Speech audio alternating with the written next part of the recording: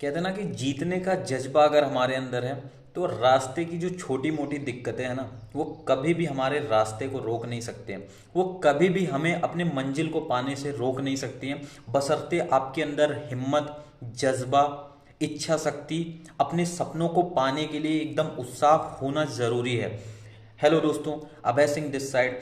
आज मैं आपको एक ऐसी कहानी से, एक ऐसी सच्ची घटना से इंट्रोड्यूस करने वाला हूं जिसको सुनने के बाद आपके अंदर आग लग जाएगी।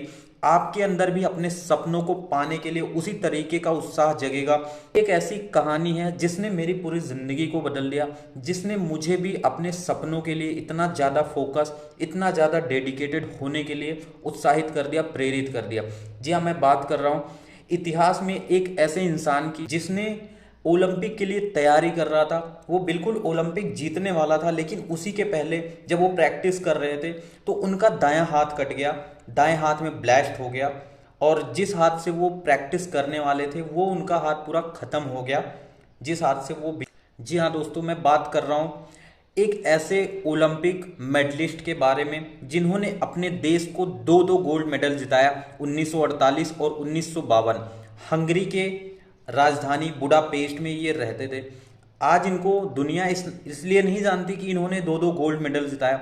आज दुनिया इनको इसलिए जानती है, इनके जज्बे को इसलिए सलाम करती है क्योंकि जिस हाथ से ये प्रैक्टिस किए थे सालों साल, वो हाथ इनका प्रतियोगिता के कुछ ही टाइम पहले, मतलब ओलंपिक के कुछ ही टाइम पहले वो हाथ ब्लास्ट हो गया और पूरा का पूरा हाथ खत्म हो गया, दाहिना हाथ खत्म हो गया।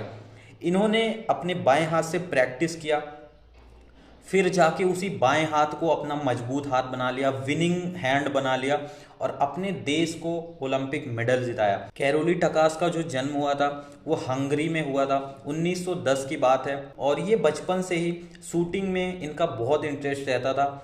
एक टाइम ऐसा आया जब ये प्रैक्टिस कर रहे थे, ये राष्ट्रीय अंतर्राष्ट्रीय खेलों में इनका बहुत अच्छा प्रदर्शन था। पूरे हंगरी देश को लग रहा था कि भाई आने वाले 1936 की जो ओलंपिक है उसमें ये अपने देश को जरूर गोल्ड मेडल जिताएंगे, और बहुत भरोसा था देशवासियों को इनके ऊपर। ये हंगरी की सेना में थे और पिस्टल शूटिंग में इनको बहुत ज़्यादा अनुभव हो चुका था। 1936 में इनको इसलिए सिलेक्ट नहीं किया गया क्योंकि ये एक सर्जन थे, और जो कमीशन्ड ऑफिसर रहते थे सिर्फ उन्हीं को ओलंपिक के लिए चुना जा रहा था, इसलिए 1936 में इनको हटा दिया गया। अब इनका जो भरोसा था, इनके जो देशवासियों का भरोसा था, वो 1940 पे डिपेंड था कि भाई 1940 आने के पहले ये कहीं ना कहीं बहुत अच्छे से तैयार हो जाएंगे।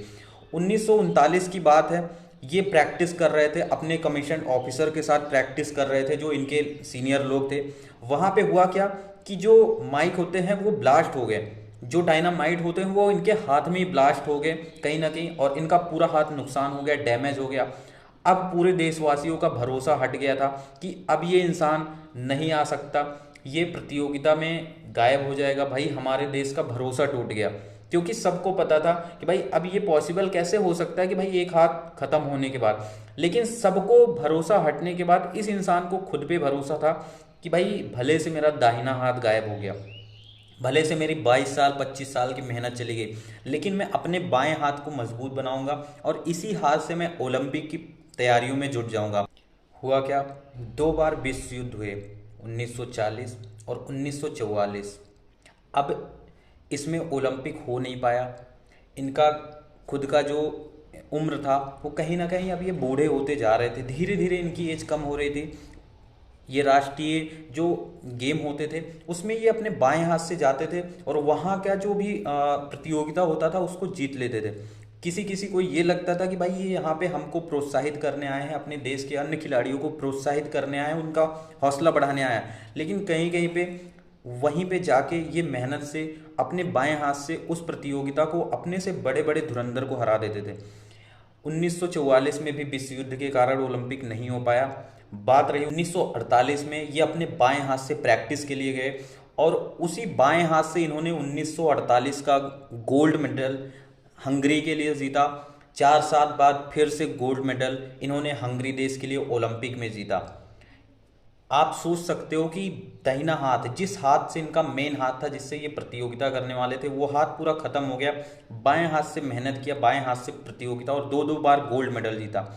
ये इस बात का पुख्ता सबूत है कि भाई अगर जज्बा है, कुछ कर दिखाने का हुनर है, कुछ कर दिखाने के लिए अगर आपके अंदर आग है तो आप जरूर कर सकते हो। आपको रास्तों की मुसीबतें कुछ भी नहीं कर सकती।